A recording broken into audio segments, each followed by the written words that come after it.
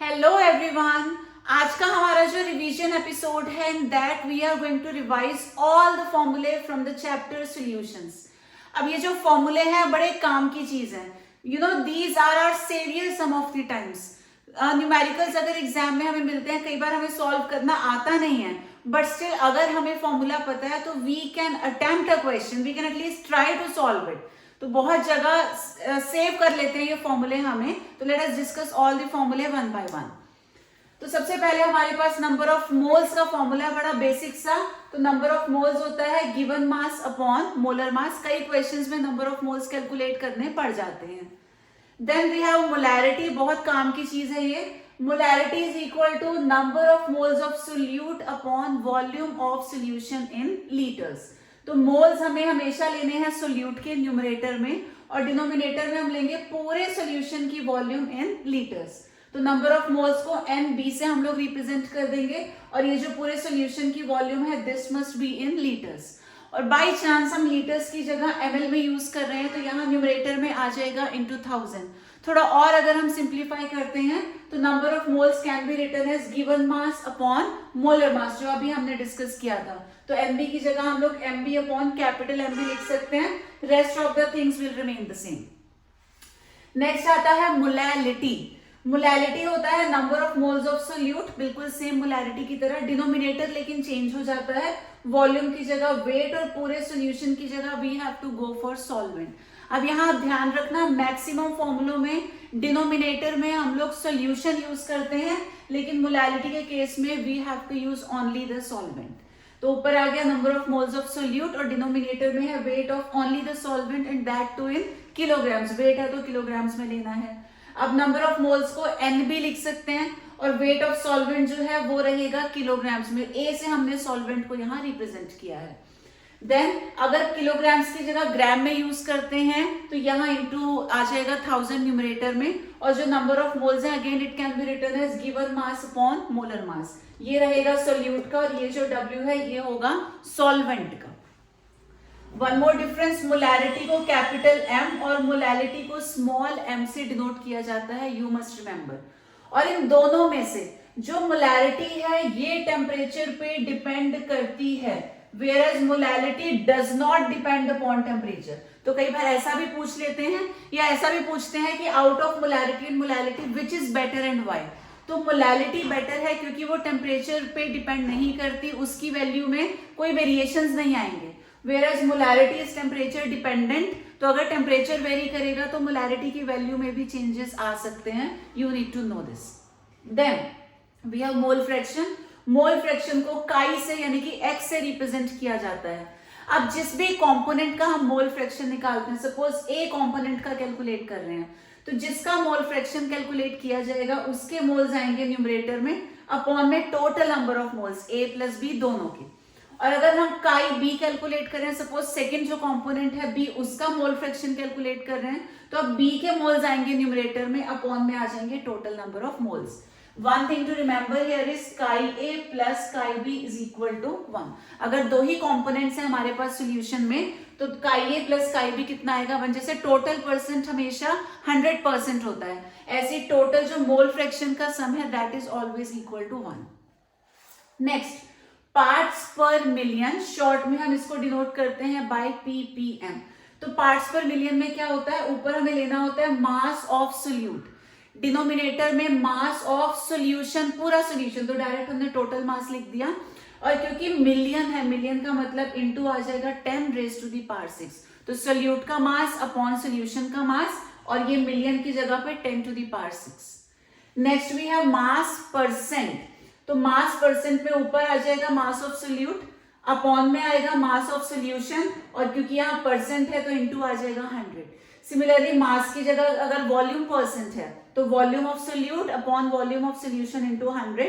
और कई बार mass by volume percent use करना होता है, तो ऊपर रहेगा मास न्यूमरेटर में मास ऑफ सोल्यूट, डिनोमिनेटर में आ जाएगा वॉल्यूम ऑफ सोल्यूशन, और परसेंट के लिए आएगा इनटू 100। तो मेन चीज आपको क्या याद रखनी है, न्यूमरेटर में हमेशा सोल्यूट, डिनोमिनेटर में हमेशा सोल्यूशन।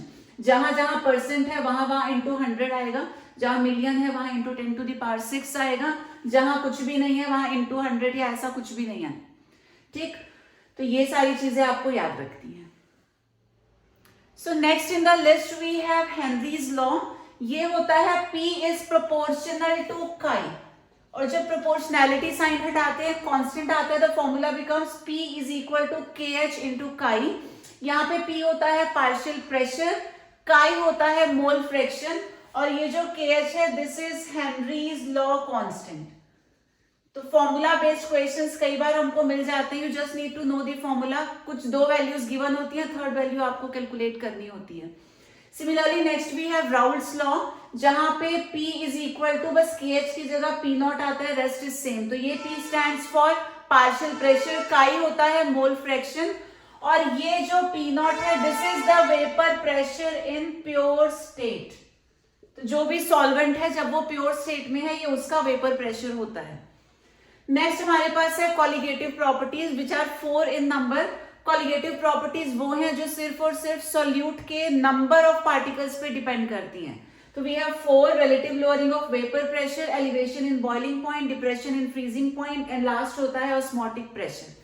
अब ये जो relative lowering of vapour pressure है, इसका फॉर्मूला ये है P nought minus P upon P not is equal to chi B। तो ये तो हो गया relative lowering, original vapour pressure आ जाएगा P नॉट, P हो जाएगा सॉल्यूशन का वेपर प्रेशर, और काई B हो गया मोल फ्रैक्शन जो अभी हमने डिस्कस किया था। This can be written as NB upon Na plus NB। और अगर जो सॉल्यूशन है बहुत ज्यादा डाइल्यूट है, तो यानी कि सॉल्वेंट के कंपैरिजन में सॉल्यूट काफी कम होगा डाइल्यूट के केस में, तब हम इसको ऐसा भी लिख सकते हैं NB अपॉन Na। बट ये कब होगा, जब हमारा सॉल्यूशन बहुत ही ज्यादा डाइल्यूट है, इन दैट केस। नेक्स्ट आता है एलिवेशन इन बॉइलिंग पॉइंट। इसके लिए फॉर्मूला होता है delta TB is equal to KB into M। वैसे आप शॉर्ट में इतना याद रखिए, delta TB is proportional to molality, बस इतना याद रखना है। अब प्रोपोर्शनैलिटी साइन हटाएंगे, कांस्टेंट आ जाएगा KB। उसके बाद जो मोलैलिटी है इसका फॉर्मूला आपको पता है, नंबर ऑफ मोल्स यानी कि वेट अपॉन मोलर मास, ये हो गया वेट ऑफ सॉल्वेंट, अगर ग्राम्स में लेते हैं तो यहां आ जाएगा इंटू 1000। सिमिलरली नेक्स्ट हमारे पास है depression in freezing point, delta TB की जगह आ जाएगा डेल्टा TF, KB की जगह KF, मोलैलिटी यहां भी वैसी रहेगी। इसी को हमने सिंप्लीफाई कर दिया, delta TF is equal to KF, और ये मोलैलिटी का फॉर्मूला हमने यहाँ पे थोड़ा सा ओपन करके लिख दिया है। लास्ट आता है ऑस्मोटिक प्रेशर, जिसको हम पाई से डिनोट करते हैं, and pi is equal to CRT। अब यहाँ पे ये C क्या है, C स्टैंड्स फॉर मोलैरिटी। तो अगेन ये डिफरेंस है जो याद रखना है, इन दोनों के केस में मोलैलिटी है। पहले केस में क्या था, मोल फ्रैक्शन था, उसके बाद दोनों में मोलैलिटी था, और ऑस्मोटिक प्रेशर के केस में होता है मोलैरिटी, यानी कि number of moles of solute upon weight of solution, साथ में आ जाएगा R इंटू T। उसके अलावा ये 2 और फॉर्मूले हैं जो हमारे यहाँ कांस्टेंट आए थे, KB और KF, इनके फॉर्मूले हैं। अभी last year as such 1 mark में ये क्वेश्चन पूछा गया था, ठीक है, MCQ में आया था, तो 4 ऑप्शंस दिए थे, करेक्ट फॉर्मूला आइडेंटिफाई करना था। तो you just need to remember these 2 फॉर्मूले।